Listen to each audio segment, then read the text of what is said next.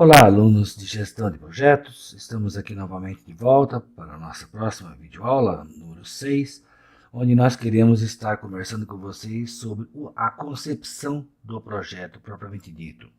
Agora nós iremos realmente mergulhar no mundo dos projetos. E o primeiro passo é definir formalmente o início de um projeto. Tá?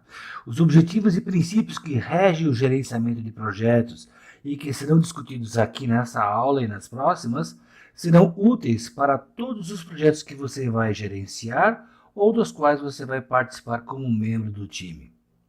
Uma das maiores dicas virá com a definição de alguns papéis chaves para o início e desenvolvimento do projeto. E é preciso prestar muita atenção a esses papéis e persistir na sua definição no momento inicial do projeto. Olhando nosso mapa conceitual, nosso mapa mental, nós temos aqui essas etapas todas que nós queremos cumprir nesse módulo todo. Nessa videoaula nós vamos tratar do ciclo de vida de um projeto, das atividades de cada fase de um projeto e dos objetivos e princípios que nós temos com esse projeto. Inicialmente, queremos conhecer quais são as 4 fases de um projeto. E aqui você vê concepção, planejamento, execução e fechamento. Como você pode perceber nessa figura aqui, a primeira fase, a fase da concepção, envolve uma pequena porção de recursos. E aqui estamos falando de recursos de pessoas, tempo e de dinheiro gasto para pagar essas pessoas. Tá? Quando você tem a fase de planejamento, inicia-se um incremento do uso de recursos. Mais uma vez, tempo, pessoas e dinheiro. Tá? E quando você está realmente na fase da execução, que é a fase de maior durabilidade normalmente, tá? Você tem um incremento e um ápice do uso de recursos, tempo, dinheiro e pessoas. Quando nós chegamos ao final do projeto, vai se reduzindo, mesmo na execução já, uma parte do envolvimento de volume de pessoas e recursos, e você passa a chegar próximo àquilo que seria o nosso fechamento, onde você tem uma redução drástica de recursos, pessoas e tempo desenvolvidos. Tá? Ela é bem clara. Lembrando que, novamente, o que é a definição de projeto que nós temos? Ela tem que ter um início e um fim bem definidos. Tá?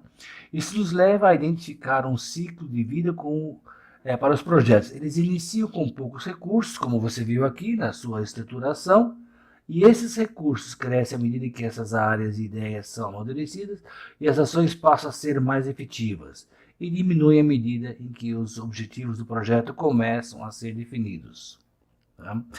Alguns princípios são básicos para o funcionamento desse novo sistema produtivo, que é um projeto dentro da organização.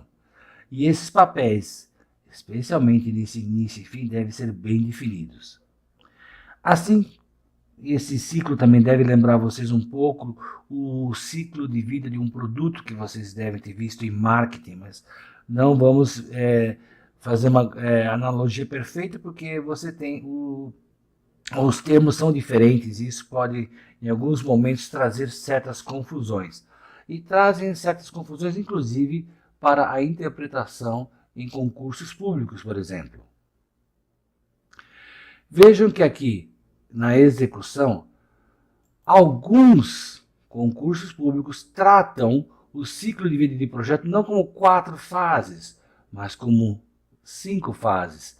A concepção, o planejamento, o início da execução, havendo então um monitoramento e controle dessa execução, seguido de um encerramento, de um fechamento. Essa preocupação com o uso de sinônimos, e você deve ficar bem atento a isso, tá? Está muito grande. Por exemplo, você poderia também redefinir as 4 fases com os seguintes termos. Eu tenho uma fase de desenvolvimento, uma fase de estruturação, uma fase de implantação, levando finalmente a uma conclusão final.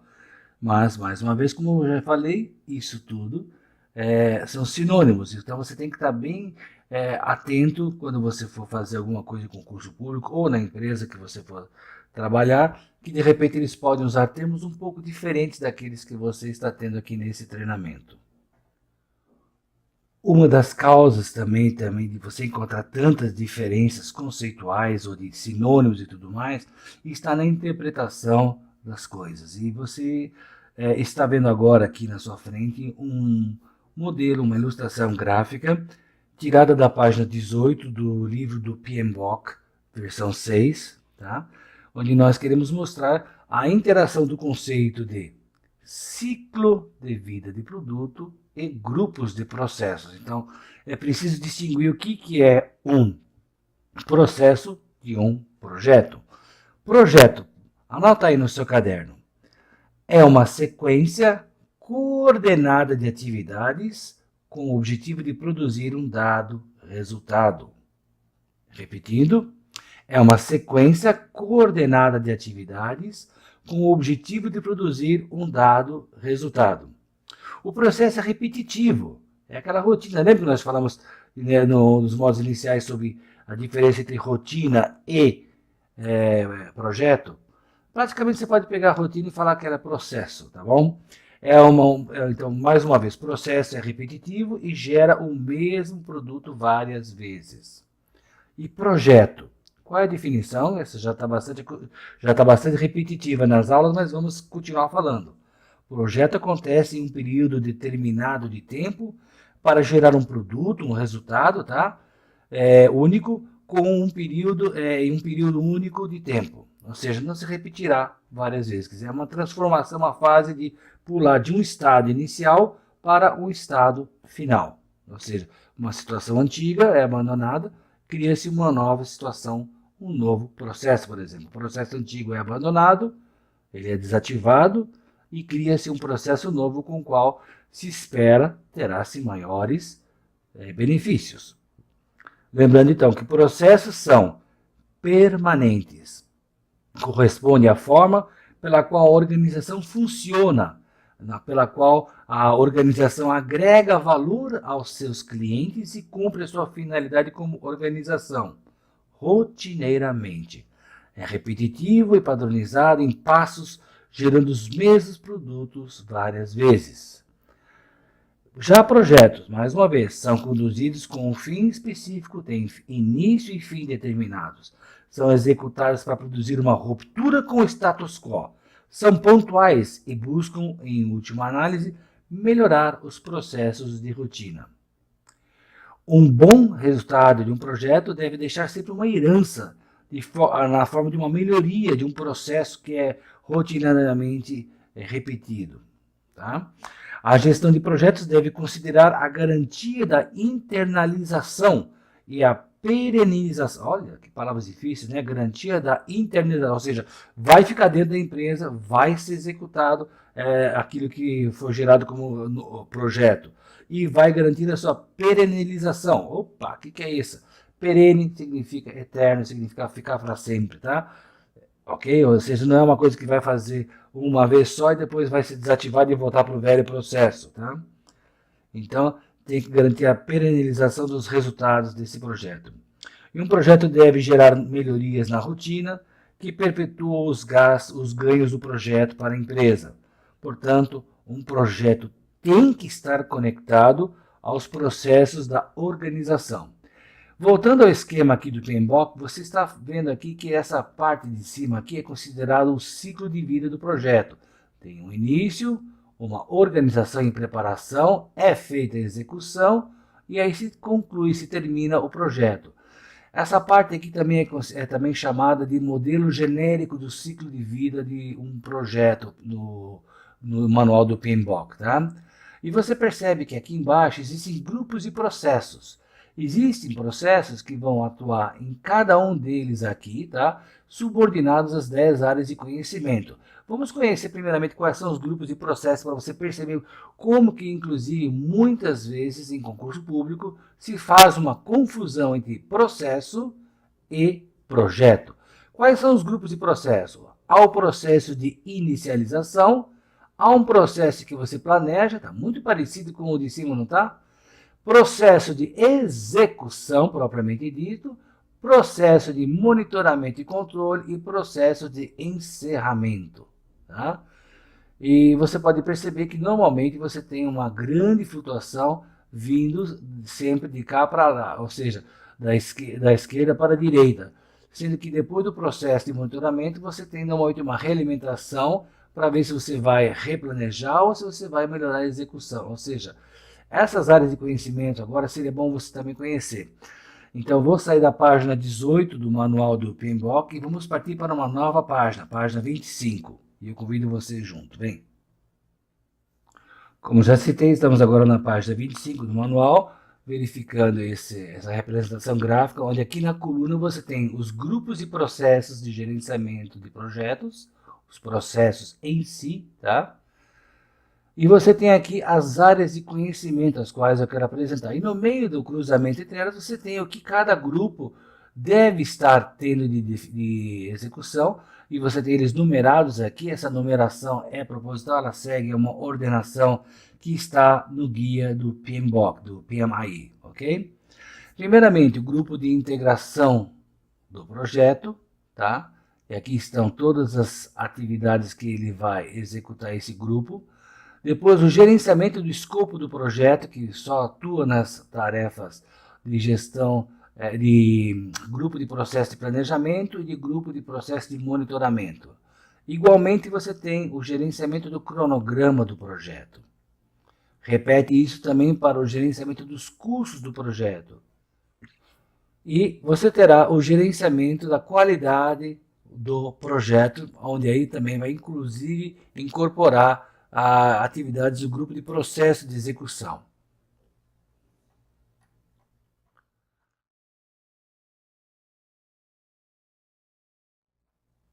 Você percebe que também o gerenciamento de recursos do projeto também está nesses cinco processos, nesses três processos dos cinco. O gerenciamento de comunicação também está aqui, comunicação do projeto. O gerenciamento dos riscos do projeto, que você pode ter riscos, e aqui você tem novamente vários subtópicos que você deverá estar procurando no manual para aperfeiçoar-se, se você vai se tornar um gestor de projetos. As aquisições do projeto, tá? E, finalmente, o gerenciamento com as partes relacionadas, que começam já desde o começo, tá? As partes relacionadas, as partes interessadas, tá? São os stakeholders, tá?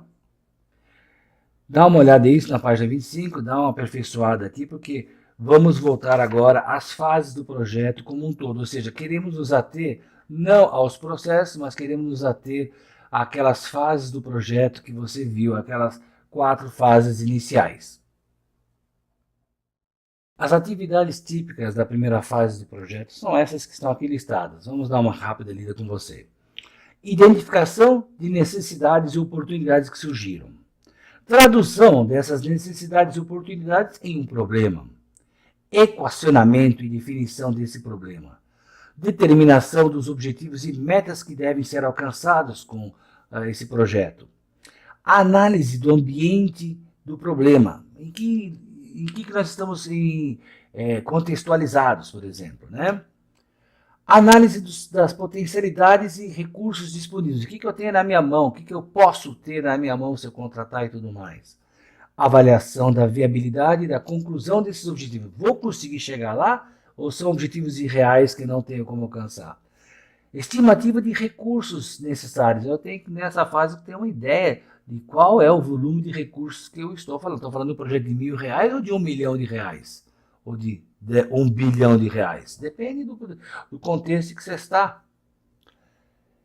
Estimativa, então, da elaboração da proposta, fazer uma proposta de elaboração de projeto, porque agora a gente vai ter que vender isso, vai ter que convencer pessoas a entrar junto com a gente, né? Apresentar essa proposta, tá? Vendendo essa ideia, avaliar a seleção com base na proposta submetida. Lembra da avaliação da escolha de alternativas que nós vimos lá no módulo passado? Então, estamos aqui chegando e fazendo essa avaliação e decidindo quanto à execução ou não deste projeto. Já na segunda fase do projeto, a preocupação central é com a estruturação e viabilização operacional do projeto. Estamos planejando ele, né? Nesta, a proposta de trabalho já aprovada, quer dizer, passamos pela primeira fase onde o projeto foi aprovado, tá? Ela é detalhada, então, agora, essa proposta, por meio de um plano de execução operacional. E as atividades mais comuns estão aqui. Primeiro, detalhamento das metas e objetivos a serem alcançados com base na proposta aprovada. Então, vamos detalhar, vamos esmiuçar como que nós vamos entender quais são essas metas e objetivos. Temos que definir o gerente do projeto, tá? Nós daqui a pouco vamos, na próxima videoaula, estaremos falando sobre a função de gerente de projeto. Teremos o detalhamento das atividades e estruturação analíticas do projeto, tá? Quais são as tarefas, quais são as atividades que nós vamos ter, e tentar já esboçar uma sequência, tá? Programação das atividades no tempo disponível ou necessário para fazer o projeto. Vamos tentar analisar quais são os riscos do projeto, determinar quais são os resultados tangíveis. Talvez exista uma expressão americana, milestones ou marcos. Você já esteve numa estrada onde você viu placa quilômetro tal, e você tem até no mapa, olha, sai no quilômetro 22 que você vai para tal lugar? E você encontra em algumas rodovias nossas, do lado direito do acostamento, né, uma placa indicando qual é a localidade que você está. Bom, essa ideia não é nova, não é brasileira, ela já vem de vários séculos, tá? Inclusive era feita em pedra no passado, ou seja, pedras eram esculpidas onde você tinha uma marca indicando quem estava numa estrada, aonde ele estava, para ele poder tomar a decisão se ele vai sair à direita ou à esquerda, ou se vai continuar reto na estrada. Então, essa pedra, vamos dizer assim, stone em inglês, ficava em alguma milha, mile. Por isso a palavra milestones que você vê aqui em inglês, tá? Mas hoje em dia a gente traduz em português isso como marcos, como referências no meio da nossa caminhada, tá? Então, uma das atividades da fase 2, ou seja, do planejamento, é definir quais são esses resultados tangíveis e momentos de checagem, de verificação, se eles foram alcançados durante a execução do projeto. Então, determinadas atividades na execução, elas são checadas no meio do processo para não deixar fazer tudo no final e descobrir que o erro estava lá no começo, quando alguma coisa não foi bem feita. Temos que também iniciar a programação da utilização e aproveitamento dos recursos humanos e materiais necessários ao gerenciamento e à execução do projeto. Temos que fazer o delineamento dos procedimentos de acompanhamento e controle a serem utilizados na implantação do projeto. Como é que nós vamos controlar? O que nós vamos pedir em determinado momento para saber se está sendo bem feito ou não a nossa tarefa, tá? Estabelecimento de uma estrutura orgânica formal a ser utilizada no projeto. Quem são as pessoas envolvidas? O que elas fazem? O que elas podem ser chamadas a contribuir? É isso que você vai ter aqui. A estruturação do sistema de comunicação. Vamos ter reuniões, vamos ter atas, vamos ter divulgação por e-mail, vamos ser divulgados através de teleconferência, tá? Sistema de comunicação e da decisão a ser adotada. Quer dizer, quando alguém tomar uma decisão, será que vai ter um formulário próprio para isso ou não? Designação e comprometimento dos técnicos que participarão do projeto. Ok, vamos nominar fulano, beltrano, ciclano, vocês vão trabalhar nesse projeto e vão participar. E queremos o comprometimento deles. E é claro, podemos ter o treinamento dos envolvidos com o projeto. Às vezes um projeto tem uma novidade, um conhecimento muito diferente e você tem que passar, às vezes, por um treinamento, por uma adaptação, uma aculturação ou, claramente, passar o conhecimento mínimo para que a pessoa possa estar trabalhando nessa área. A terceira fase do ciclo de vida de um projeto é a execução do trabalho propriamente dito. Quase sempre são necessários alguns ajustes ao longo do desenvolvimento dos serviços. Entretanto, o objetivo é procurar sempre se referir, voltar ao plano inicial. Porque se você fez um planejamento sério, ele tem que ser levado a sério, tá? Então você vai sempre voltar ao plano inicial no que se refere a prazos e orçamento e corrigir periodicamente os planos intermediários, tá? E você tem as seguintes tarefas no nosso projeto na fase 3. Ativar a comunicação entre os membros da equipe do projeto. Você vai executar as etapas previstas e que foram programadas no planejamento, vai utilizar os recursos humanos e materiais sempre que possível dentro do que foi programado, em termos de quantidade, período de utilização, e eu também acrescentaria custos, tá, no valor. Efetuar a reprogramação do projeto segundo o status quo e adotando os planos e programas iniciais como diretrizes, tá? Que eventualmente deveriam ser mutáveis, ou seja, eles podem ser modificados, e gerenciar o clima e os relacionamentos no time do projeto. A fase 3, que nós falamos agora há pouco sobre execução, é a mais longa, mas nós temos que chegar na fase 4, que é o fechamento, o encerramento, a conclusão do projeto. E são atividades que também devem ser buscadas, tá? E vamos ser francos, ela é marcada pela dificuldade na manutenção das atividades dentro do que foi planejado. Ela tem a dificuldade também de ser uma fase de documentação, e o que é pior de tudo, o que é o mais complicado, é marcada pelo desligamento gradual das empresas ou especialistas do projeto.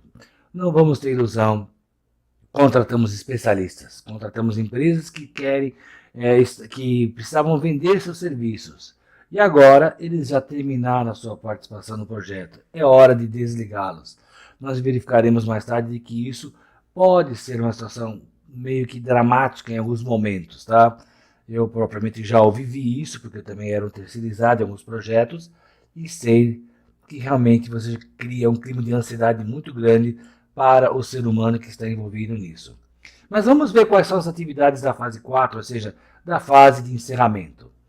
Bom, eu preciso acelerar as atividades que eventualmente ainda não têm sido concluídas. Sempre tem algum ponto ou outro que começa a meio que enrolar nessa hora, que começa a querer ganhar um pouco mais de tempo para fins de faturamento, para fins de sobrevivência. É preciso realocação dos recursos humanos do projeto para outras atividades do projeto. Sai de um projeto, vai para outro. Isso precisa ser administrado. Tá? Veremos que haverá dificuldades específicas nessa hora quando a gente tratar do fechamento. Tá?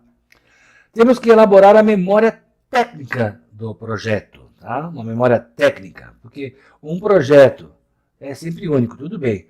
Mas se você puder ter uma memória onde você tem experiências, frustrações, acertos e desacertos que você teve numa fase, isso vai ajudar o próximo projeto muito mais, né? Elaboração de relatórios e transferência de resultados finais. É uma parte burocrática formal, mas que ela tem que ser necessariamente ser feita. E algumas empresas fazem isso muito mal. Já vou antecipando isso.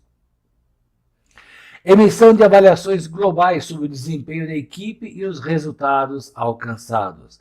Todo terceiro que fez um serviço tem que ser avaliado. Será que ele vai ser recontratado num próximo projeto similar? Vai depender de como ele fez a sua performance neste projeto, né? Para saber se ela vai ser de novo convidada para uma situação futura. Temos que planejar um acompanhamento, ou seja, ex post, né? Ou seja, após o término do projeto. Como é que nós vamos acompanhar para saber se no dia a dia aquela transformação que nós implantamos na empresa, aquela mudança de processo, se esse processo continua sendo bem feito ou não. Claro, existe a documentação do projeto e a entrega dos resultados ao nosso cliente. Podemos enunciar que o objetivo da gestão de projetos é o de alcançar controle adequado do projeto, de modo a assegurar a sua conclusão no prazo e no orçamento determinado, obtendo a especificação adequada, estipulada, né? Então, nesse caso aqui, vamos dar uma olhada aqui no nosso mapa conceitual. Da definição anterior, nasce um conceito aqui chamado de restrição tripla. Restrição essa que é definida por 3 elementos que nós ouvimos na definição anterior, ou seja, eu preciso me preocupar com o prazo, com o custo e com a especificação do projeto. Alguns autores gostam já de incluir uma quarta vertente, que é a vertente da qualidade. Mas vamos observar. Daquelas 10 áreas de conhecimento de gerenciamento de projeto que nós vimos lá na página 25 do manual do PMBOK, versão 6, tá? As 10 áreas foram lá apresentadas, 3 estavam naquela definição de objetivo, ou seja, o escopo, o tempo, tá? O escopo, o tempo e o custo, tá? Daí você tem as expressões em inglês, tá? Está dentro do prazo, está on time, está dentro do custo previsto, is on budget, e se está dentro do scope, is on scope, ok? Bom, elas são consideradas, então, essas 3 áreas são consideradas fundamentais para o sucesso, tá? E como nós já vimos, essas 3 áreas de conhecimento são referenciadas pelo apelido, pelo nome, pelo nickname, né? De restrição tripla ou tripla restrição em português, ou tríplice restrição, pois apresentam uma interdependência um do outro, ou seja, se eu alterar um, eu necessariamente vou alterar os outros, tá? Ou seja, se eu tiver uma alteração, é impossível, no escopo, é impossível eu não alterar de repente custo. E é claro, também, vamos ser infantis, também é impossível você não ficar se mexendo no tempo. Ou seja, esses 3 têm que estar muito bem definidos, senão você no meio do caminho acaba tendo várias turbulências no gerenciamento do projeto, tá? E é importante enfatizar que essas demandas conflitantes podem ser influenciadas positivamente ou até negativamente, né? Tanto positivo como negativamente, pelo risco que afeta o nosso projeto, tá? Bom, mas de qualquer forma, esse trinômio dos 3 aqui, que estão mais na ponta, tá? Sempre estará presente nos nossos projetos, tá? Sempre, tá? O projeto tem que ter um início e um término bem definido, isso nós já vimos, então a parte de tempo, tá?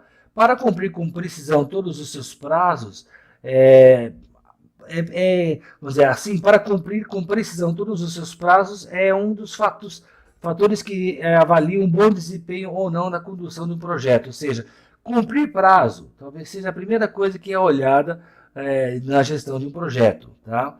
Quando nós falamos de prazo, estamos nos referindo a prazos globais e aos prazos intermediários, quando terá aqueles milestones, lembra dos milestones que eu citei, dos momentos de verificação, tá? Então, esses prazos globais e prazos intermediários são a vertente que é muito olhada de fora de quem está gerenciando o projeto, tá? O cumprimento de prazo, entretanto, não está só. Ele deve vir acompanhado de um controle e cumprimento do orçamento, tá? Ou seja, da parte on budget, né? Não adianta eu fazer dentro do prazo e estourar, pagar 10 vezes mais do que me foi pedido só para cumprir o prazo, né? É uma coisa muito ruim você pagar mais do que foi previsto, né? Lembra muito certas obras públicas nossas no Brasil que começam com um valor pequeno e depois estoura-se não só o tempo, mas também o orçamento de maneira desconfortável, né? Bom, então o cumprimento do prazo não está só, ele deve vir acompanhado do cumprimento do orçamento previsto. Numa boa gestão de projetos, não se admite renegociação de orçamentos ou aditivos, né? Porque você planejou com seriedade, né? Ele deve ser adequadamente planejado e controlado desde o seu início, e os riscos devem ser avaliados e explicitados e já valorados logo desde o começo, tá? São aceitáveis renegociações de prazo e orçamento só em casos extremos de mudança de escopo. Então, o escopo ainda é a primeira coisa que tem que ser definida para eu poder definir qual é o meu tempo e qual é o meu custo, né? Tanto meu tempo como meu custo. Tudo vai nascer de eu ter bem definido o meu escopo, tá? Só nesses casos, então, você deve aceitar ou contingências, às vezes existem contingências externas, por exemplo. Lembramos que houve um desmoronamento, por exemplo, de uma obra do metrô na linha amarela, se você lembrar da história da construção da linha amarela, em Pinheiros, houve um momento em que cedeu aquele buraco onde hoje nós temos a estação Pinheiros da linha amarela do metrô. Aquilo com certeza causou um impacto de atraso na obra, que foi uma contingência externa ao projeto, tá? E que não podem ser absorvidos, nesse caso, pela estrutura do projeto. O fator de especificação, ou seja, o escopo, tá? É muitas vezes esquecido em detrimento de cumprimento de prazos e do orçamento do projeto. Não podemos nos esquecer de que, ao planejar o projeto, temos que identificar bem qual é o seu escopo e quais são as especificações de qualidade que nós vamos ter. Esses elementos traduzem a especificação do projeto como um todo, tá? O que eu quero e com que qualidade. O sucesso ao gerir os elementos dessa restrição tripla nos projetos pode ser facilitado por uso de uma adequada gestão de interrelacionamentos pessoais, tá? E é por isso que no nosso esquema nós adotamos esse outro aqui. Aqui nós tiramos a qualidade do meio e deixamos a palavra de interrelacionamento pessoal, porque na realidade prazos, custos e especificação, o escopo, tá? Tem a ver com o interrelacionamento pessoal, porque vão ter que ser negociados, tá? Então, mais uma vez repetindo, o sucesso ao gerir os elementos dessa restrição tripla nos projetos pode ser facilitado pelo uso de uma adequada gestão dos interrelacionamentos pessoais. E esse trio sempre caminha junto no projeto: prazo, custos e especificação. Tá? Qualquer alteração em um deles, mais uma vez estou lembrando, qualquer alteração em um deles afeta um ou os outros dois parâmetros. E vamos ser franco, o pior é que tudo isso, tá? O pior de tudo isso que tem essas alterações, tá? É que eles sempre são definidos pelo nosso cliente, que às vezes pode alterar realmente de uma forma não muito clara as coisas, tá? E para conseguir isso nós temos que ver dois pontos muito importantes. Precisamos ver a responsabilidade unificada de um elemento, em um único elemento, e o planejamento e controle unificado. Vamos entender o que significam essas duas ferramentas importantes, essas duas funções importantes que têm que ser bem ajustadas no início do projeto. O que é a responsabilidade unificada em um elemento? Isso significa que cada projeto deve ter um único elemento para o qual converge a responsabilidade pelo conjunto de atividades e sua integração. Esse elemento é chamado muitas vezes de gerente do projeto, ou líder do projeto, ou coordenador do projeto, tá? E por meio dele é que se busca a responsabilização de todos os resultados parciais ou resultados parciais e os resultados totais do projeto, tá?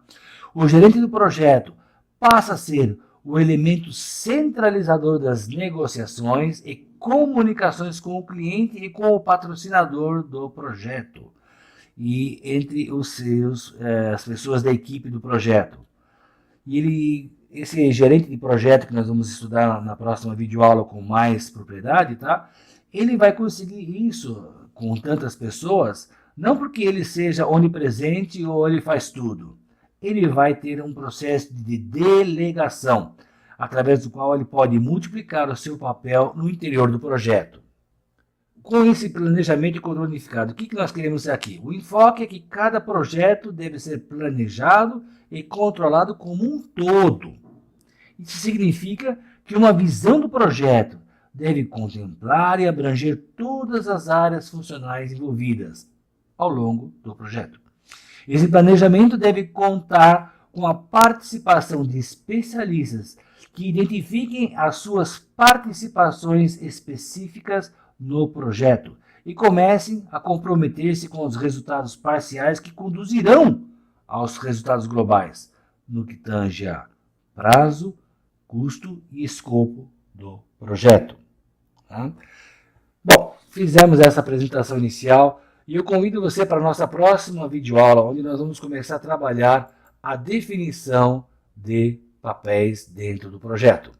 Até a nossa próxima aula.